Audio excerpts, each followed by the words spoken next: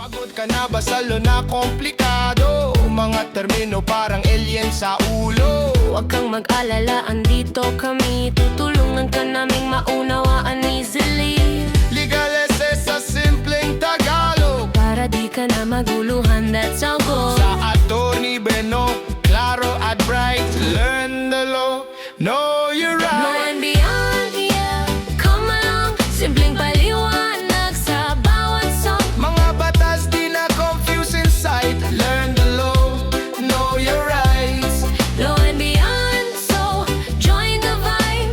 Legal talk in a chill style. YouTube channel, araw-araw bright. Learn the law, know your rights. Buenos dias, buenos tardes, mga amigos, mga amigas, sa aking mga kompanyeros at kompanyeras, sa aking mga kayubi sa Usapang Batas. Magandang araw po sa inyong lahat. Ako po ang inyong lingkod, Attorney Rene Bueno.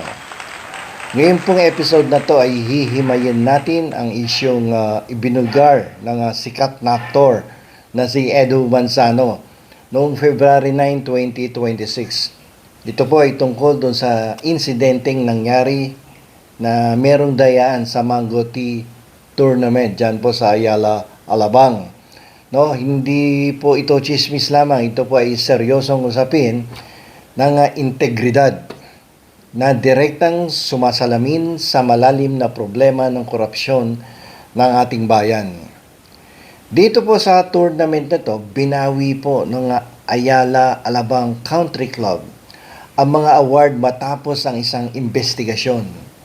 Ayon po sa balita, sa ulat ng media, kagaya ng Inquirer at Balita, ang mga komponan na sumali na nanalo ay tinanggalan po ng panalo dahil sa highly unusual at statistically improbable na mga score.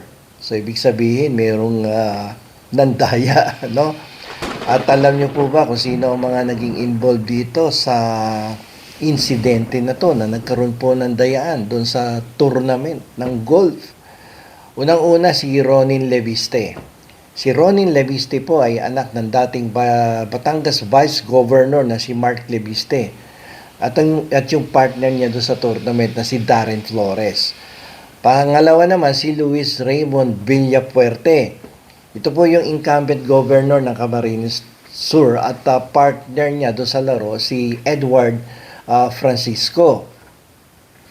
Dito binanggit ko yung mga pangalan dahil pwede naman natin banggitin ang mga pangalang ito dahil sila po ay mga public figures at ang impormasyon ay base sa official board resolution naman ng Alabang Country Club na inilabas sa publiko.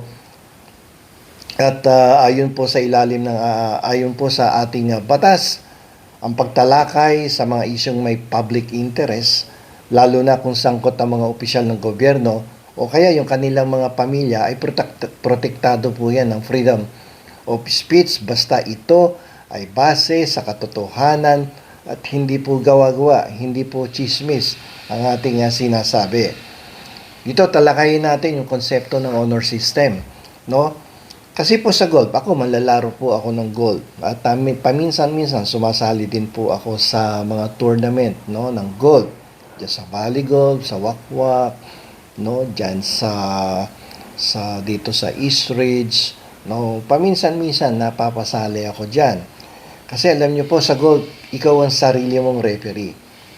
Wala pong nakabantay sa bawat palo mo ng golf. At ikaw lang ang inaasahan na magdeklara mismo kung ano yung mismong score mo doon sa laro. So dito, laro to na may integridad, no?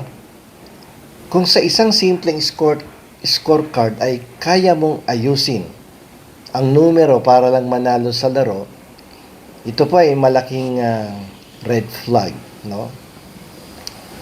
Ang scorecard sa golf ay katulad ng Statement of Assets, Liabilities, and Net Worth, yung SALN, o mga audit reports. Kung ang isang leader ay sanay mandaya sa maliit na bagay, paano tayo makakasiguro ngayon na magiging tapat sila sa paghawak ng bilyong-bilyong pondo ng bayan? Doon sa isang artikulo ni Edo Manzano, sa binigyan diin niya na ang mga sangkot ay mula sa mga political families. Mga sikat na pamilya mula sa larangan ng politika. Dito natin makikita yung mga ugat ng korupsyon. Sabi nga ni Edo, it's habit. Kapag ang isang tao ay lumaki sa kapangyarihan, madalas ay nararamdaman nilang sila ay above the law. Pakiramdam nila, ang panalo ay karapatan nila. Kahit makuha ito sa madayang paraan. Kapag hinahayaan nating laro lang ang tingin sa pandaraya, ginagawa nating normal ang korupsyon. Ang maliit na pandaraya sa golf course ay practice o pagsasanay lamang para sa mas malaking pandaraya sa gobyerno. Yung mga binitawang salita ni Edo Manzano ay isa pong matinding hamon sa ating lahat. This was not about golf. This was a character test. And they still cheated. Alam niyo po, ang korupsyon sa Pilipinas ay hindi lamang usapin ng nawawalang pera. Ito ay usapin ng bulok na karakter.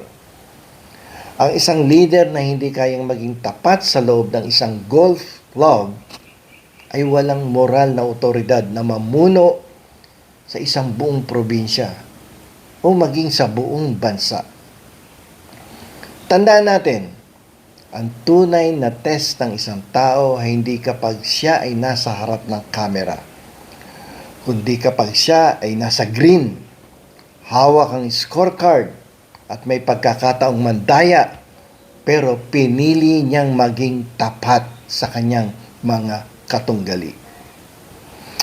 Ang taong nandaraya para sa isang tropeyo ay ang taong magnanakaw para sa isang palasyo.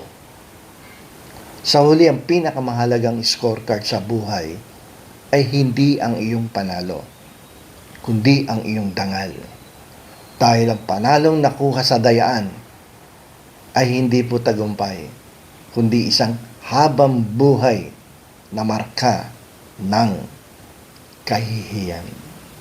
So, dito na lamang po. Ito pong muli ang inyong lingkod, Attorney Rene Bueno. Know your rights. Low and beyond, keep it tight. Simple talk, spreading light. Attorney Bueno, oh so right. Learn the law, know your rights. Attorney Bueno, law and beyond. Learn the law, know your